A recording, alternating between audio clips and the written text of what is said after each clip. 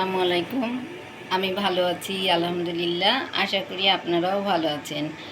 আমি আজকে একটা রেসিপি নিয়ে এসেছি। আমি আপনাদেরকে ঝরঝরা পোলাও করে দেখাবো। তো আমি এই চাউলটা ভালো করে ধুয়ে পানি ঝরিয়ে নিয়েছি। আর নিয়েছি কিছু গরম মশলা। চলেন রান্নাটা শুরু করি। আমি তেজপাতা দিয়ে দিলাম 3 টুকরো দারচিনি, 5-6টা সাদা এলাচ, কয়েকটা লবঙ্গ, কয়েকটা কালো গোলমরিচ।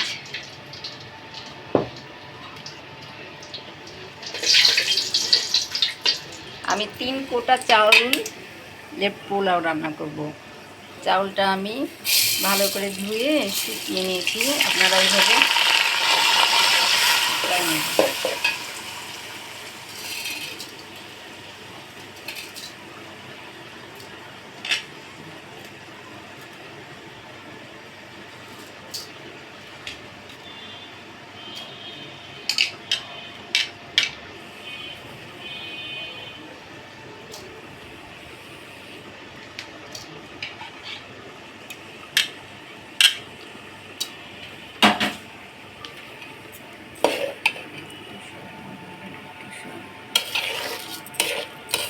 চাউলটা হালকা আঁচে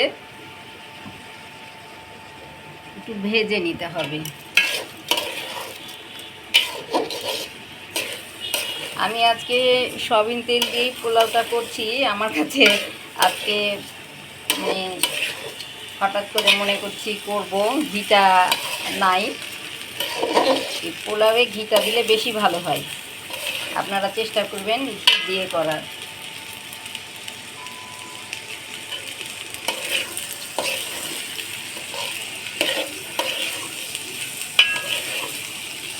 আর আগে আমি একটু যে তেলে অল্প একটু বেরেস্তা করে রেখে দিয়েছি, যে বেরেস্তাটা আমি পরিবেশন করার সময় ব্যবহার করব।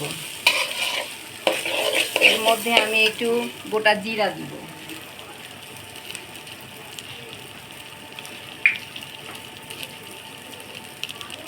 একবারে সামান্য একটু জিরা দিচ্ছি, বেশি দেওয়ার দরকার নাই।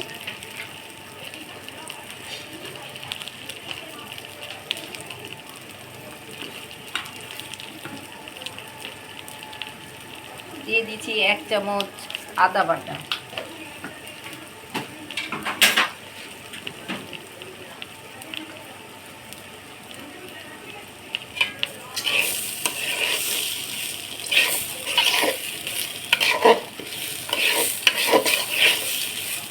আমি আদা বাটা দিয়েছি, আপনারা চাইলে স্কিপ করতে পারেন।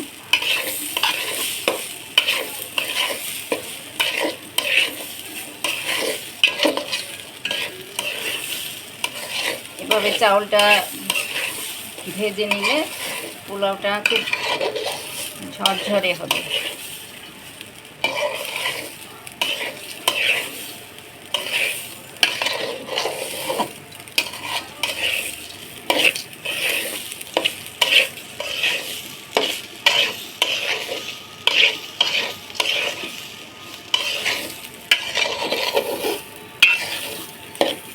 খুব জাল বেশি দিবেন না, তাহলে নিচে পুড়ে যাবে। এটা একটু অল্প জালেই আস্তে আস্তে ভেজে নিতে হবে।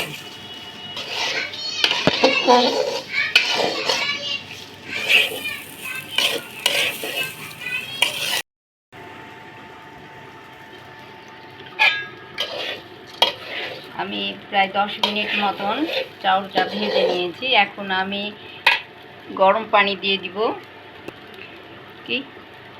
আমি 3 গ্লাস চাউলে 6 গ্লাস পানি দিচ্ছি। চাউলের পরিমাণ কম, তো এই জন্য ডবল পানিটাই দিতে হবে।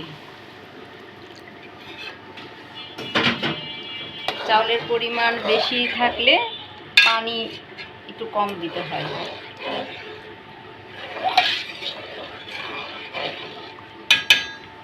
এর মধ্যে আমি এখন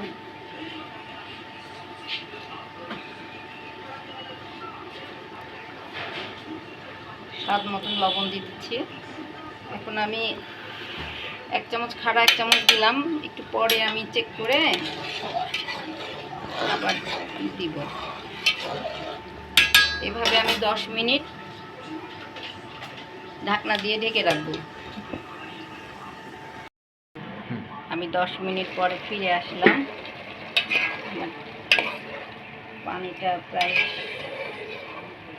একদম কমে এসেছে। এই পর্যায়ে আমি হাফ কাপ দুধ দিয়ে দিচ্ছি।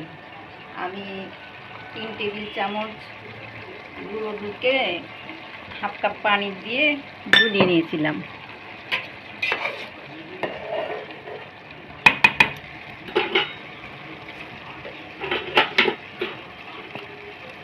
দিয়ে দিচ্ছি 1 চামচ চিনি।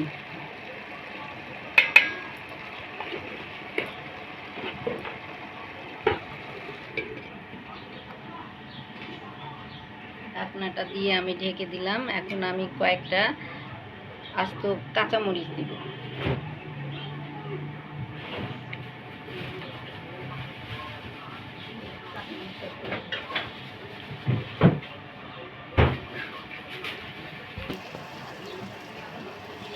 কাঁচামরিচ দিয়ে দিলাম। জালটা একদম আমি স্লো করে দিব।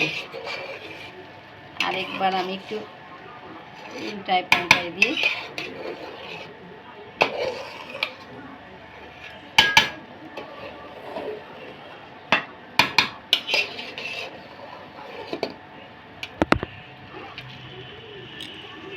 একদম ঝরঝরা করার জন্য পানিটা একেবারে কমে এসছে, তো আমি এরকম 10 মিনিট দমে রেখে দিব।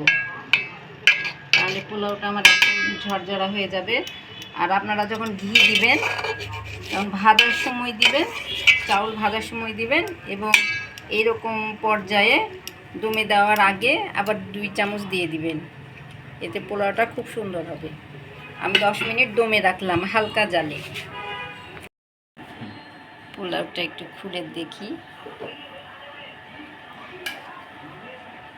পোলাওটা বেশ ঝরঝরা হয়েছে। আমি একটু পরিবেশন করে আপনাদেরকে দেখিয়ে দিই।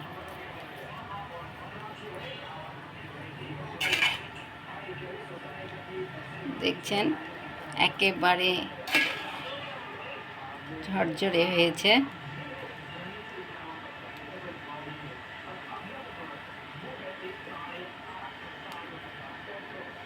আপনারাও এরকম রেসিপিটা ফলো করে করবেন, আপনাদেরও ঠিক একই রকমই হবে আশা করি। আমি একটু ডেকোরেশন করে দেখিয়ে দিই। আমি বেরেস্তা কুচি করে ভেজে রেখেছিলাম।